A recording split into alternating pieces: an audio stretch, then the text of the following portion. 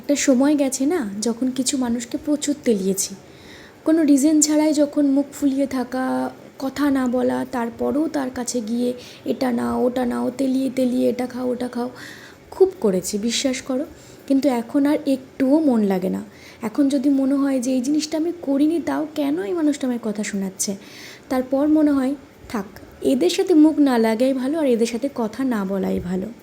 যাক ছাড়ি, আজকে উঠতে একটু দেরি হয়ে গেছিলো। আমি যেই টাইমে উঠি তার থেকে কিছুটা বেশি দেরি হয়ে গেলে না আমার প্রচুর অস্বস্তি লাগে, যেন মনে হয় যে আমি কোনো কাজের কোনো তাল পাই না। যেহেতু আজকে আমার দেরি হয়ে গেছে, তাই আমার সঙ্গে সঙ্গে মাম্মামও উঠে পড়েছে, আর ওকে জোর করে ঘুম পাড়ালাম না, যেহেতু বেলা হয়ে গেছে, ওর সব কিছু টাইম উল্টোপাল্টা হয়ে যাবে। গতকাল রাতেই আমার শরীরটা একদম ভালো ছিল না, সারাটা দিন গ্যাস মতো লাগছিল, তাই আজকে সকালে উঠেই আর দুধ চা খেলাম না, লিকার চা খেলাম। যারা আমার ভিডিও দেখো তারা জানো এখানটায় বসেই আমি প্রত্যেক দিন চা খাই, বাট আজকে প্রচুর রোদ উঠে গেছে দেখে খাটেই বসলাম। টাটা।